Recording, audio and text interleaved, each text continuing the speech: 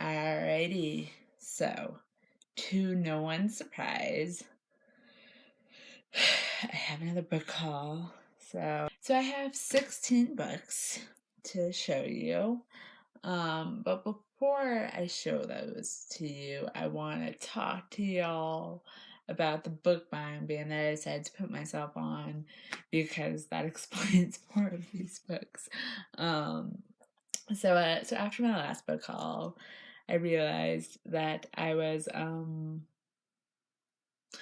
having a bit of an issue with the way that I was buying books and the speed at which I was reading them. Like there was like an imbalance there, and um, having also been like tracking the books that I'd read, the books that I'd bought, and like kind of like the reasons why I'd bought them over the first couple months of this year, I kind of realized that like my issue is with sales. Like if a book is on sale and I think I might want to read it at any point, I'm gonna buy it because it's cheap, and like my brain is like there will never be a better time to buy this, and obviously there will be.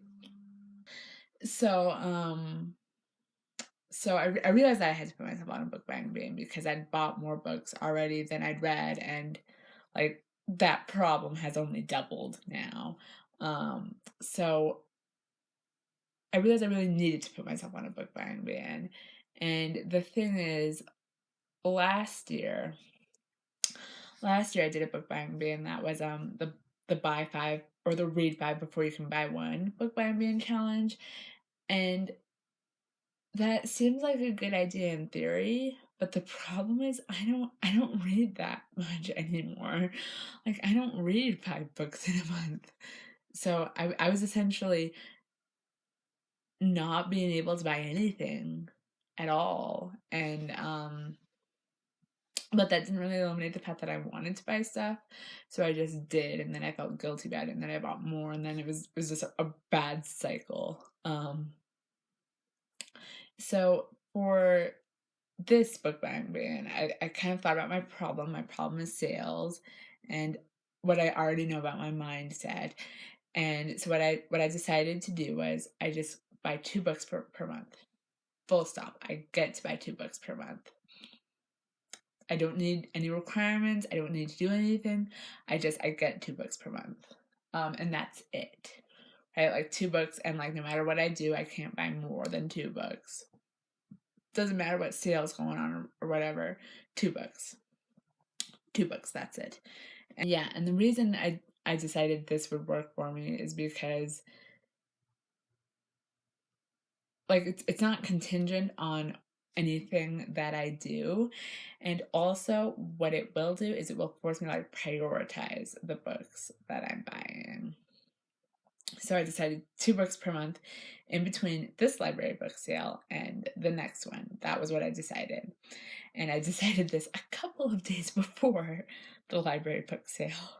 So my brain, being my brain, was like, well, you should just buy some books before the library book sale. So I ordered some books from Barnes and Noble, and that's these first 4 books.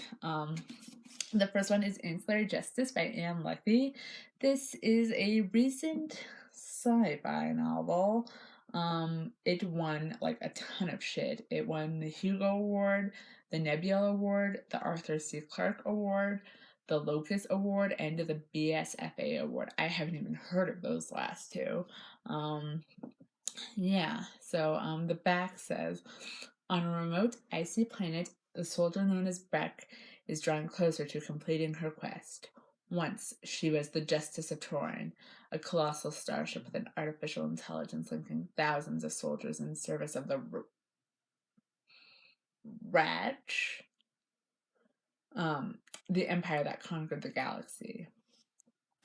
Now, an act of treachery has ripped it all away, leaving her with one fragile human body, unanswered questions, and a burning desire for vengeance. So, I guess this book is about like an artificial intelligence that was a spaceship and is now a human, and that just sounds real interesting. I've heard a lot of good things about this, so everyone seems to like it. So, bought this. It was like $6, so that's why I wanted it. And then the next 3 books that I bought are the Poison Study trilogy by Maria B. Snyder. Now, I have read this book series before. I think I read it back in like 2014 or. Oh no, I actually read these in 2013. Wow, that was a long time ago. Yeah. So I remember when I read these in 2013, which again was like maybe a year after I started watching BookTube. I was still very entrenched in YA. I remember these were like kind of like sold to me as adult fantasy with a lot of young adult crossover appeal. And I think that's really true. I did really enjoy these when I read them. I just kind of want to reread them. And when I read them originally, I got them from the library and I wanted to own them. And I wanted to own them all in this edition because I like this edition. I think it looks better. But the second book just wasn't available in this edition. So instead we have this YA cover, which I mean, definitely, because when I read these in 2013, they were definitely being like remarketed to a YA audience. So I guess they succeeded, but yeah, just could not find the second book in the same edition. So yeah, so I got these. I'm gonna reread them. This series follows a young woman named Elena who is about to be executed for a crime that I don't remember whether she committed or not. I don't think it matters. But she's about to be executed. But instead, she's offered like we could execute you, or instead you could be the poison tester for the king. And she's like, yeah, I'll do that instead. And political intrigue and magic and whatnot ensue. And I just remember being really fun, and I want to reread it. So those are the first 4 books that I bought, and then everything else I bought came from the library book sale. And I'm not super excited about all of these, but it was the $5 books are the books are your bag sale. So like the goal is to like just fill up a bag, and then you get $5 for it. And again, because of my brain, because my sales brain, I had to like just like put a lot of books in my bag to make it worth it. So I ended up paying about 33 cents for all of these books. I did buy 3 others that I'm not going to show here, but the 3 other books I bought, I was like, I saw one and I'm like, just for the gag gift potential. And then I saw another one and I was like, is another gag gift. And then I saw the third one and I'm like, hallelujah. The Lord of Gag Gifts had gifted me with 3 perfect gag gifts for my brothers, so I got those, and I'm kind of just keeping them elsewhere so that I can dole them out to my brothers for birthdays and holidays and whatnot. So, but what I got for myself is all stat here. So the first one that I found is Thomas Pynchon's The Crime of Lot 49. I honestly have no idea what this is about. I have definitely heard both the title and Thomas Pynchon before. It's kind of one of those names that I associate with like smart people, and you know, I want to be like a smart people, so I got it. I'm honestly, okay, so the back says, who is Oedipus Moss? And what was she doing when the paranoids blew out all the lights? What was the strange legacy of Pierce invariarity that first led her to a worldwide conspiracy known as the Tristero system, and then on into the mystery and enigma of America itself? So I have no idea what it's about. I just got it because I want to be smarter than I am. So, the next book I got is Atonement by Ian McEwan. I have not seen the movie either, although the movie is definitely on a list that I have of movies that I should see, and the book is also on a list of books that I should read. Both of those lists I kind of like pulled and like curated from like other lists on the internet. I'll actually link them down below, those lists. But yeah, so this book, I think, is about like a romance that occurs during World War II. Not super sure. On the back it's saying something about like a child's misunderstanding or something. So maybe it's not about a romance. I don't know why I assume that. Probably just because Keira Knightley's on the cover. Yeah. I have no idea what this is about, and I'm not going to talk about it anymore. So yeah. Um, so the next book that I got is this little copy, abridged edition of The Road to Serfdom by Friedrich A. Hayek,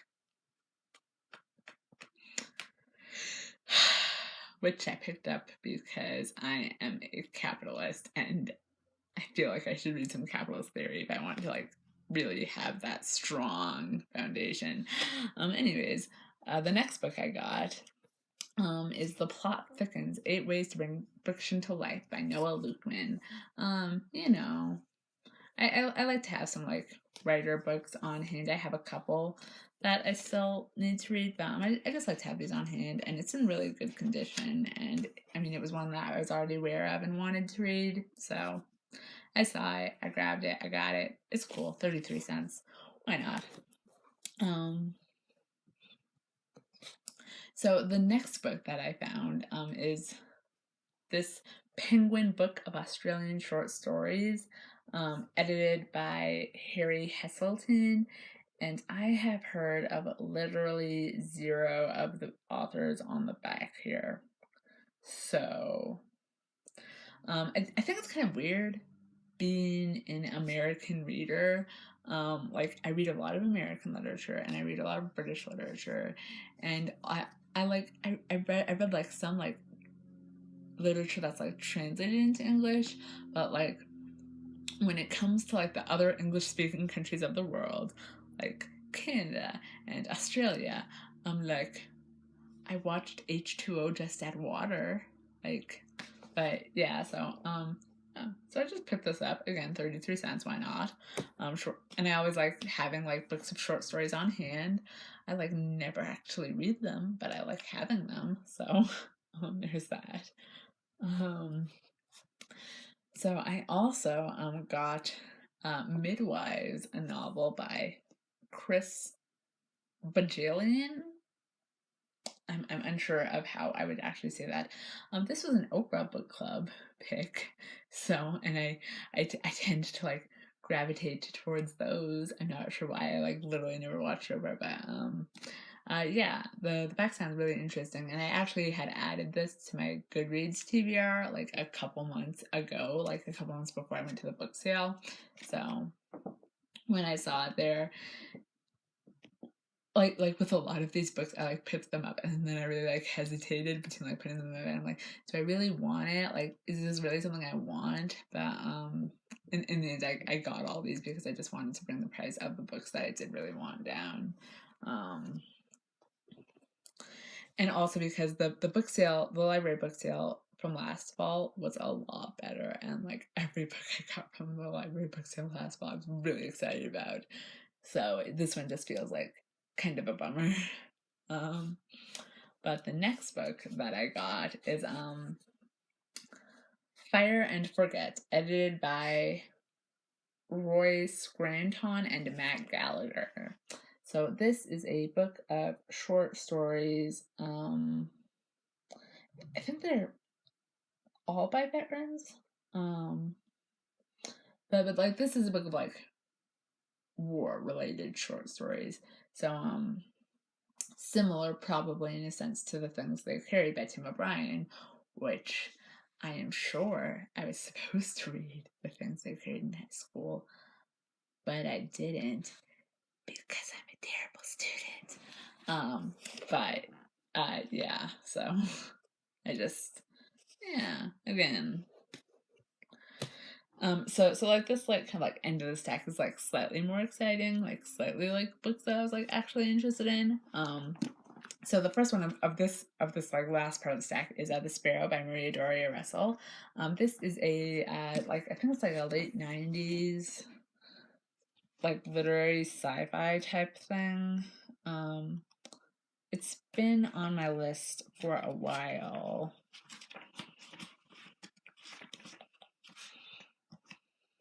Yeah, so this was published in '96. Again, I think it's been on my Goodreads list for like a year or so.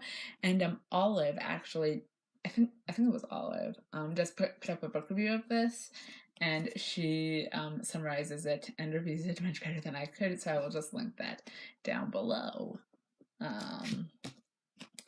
And then I got the Wake novel by Paul Kingsnorth. This is also a book that was actually on my Goodreads TBR list before I went there. So that was nice. I think the reason it was on my Goodreads TBR list though is because someone, and I could not for the life of me remember who, but I think someone had it in like a beautiful like books video, and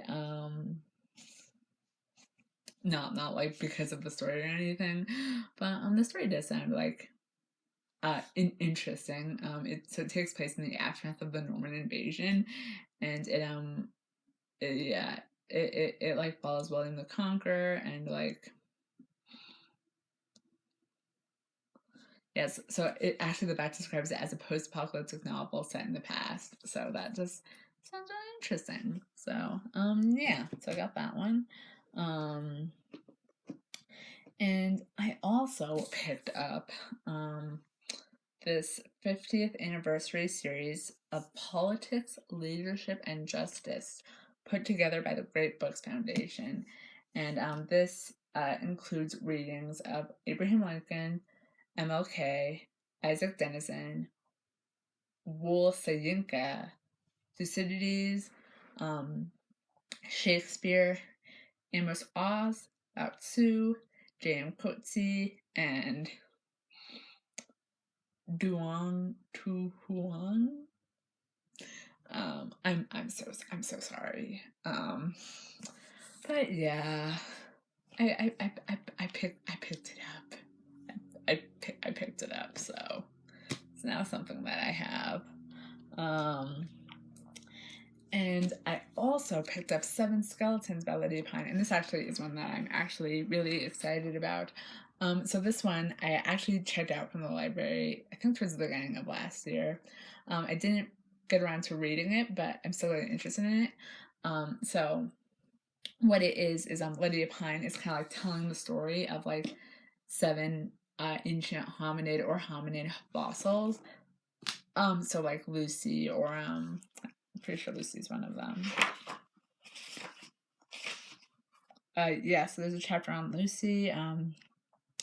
There's a chapter on the old man of La Chapelle, Piltdown, and like so like this kind of like those seven of those like famous type of fossils.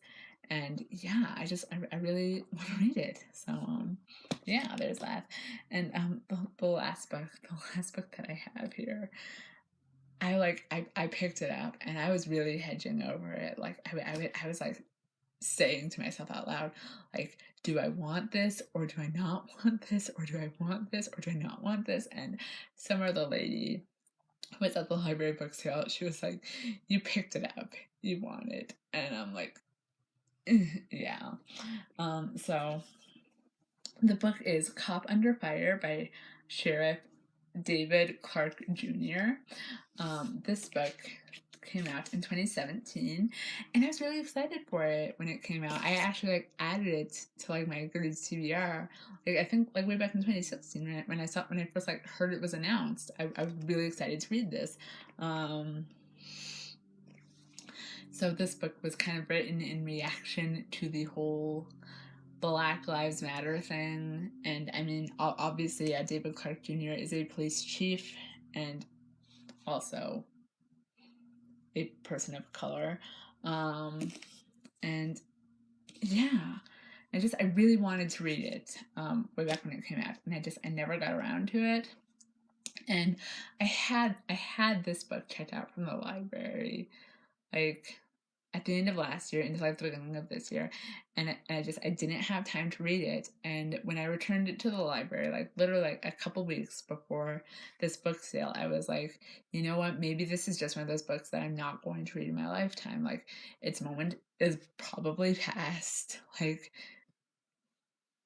maybe it's just gonna be one that just is on my TV, or I want to read this, and that I just don't read. But then, like I said, I was at the library book sale and it was there, and so I got it, and now I have to read it.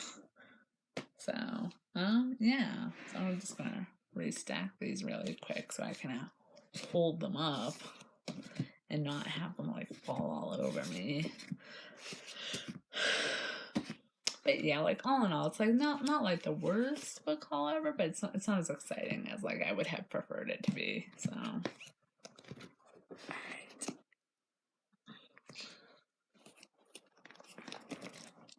all right. So these are all of the books. All of them.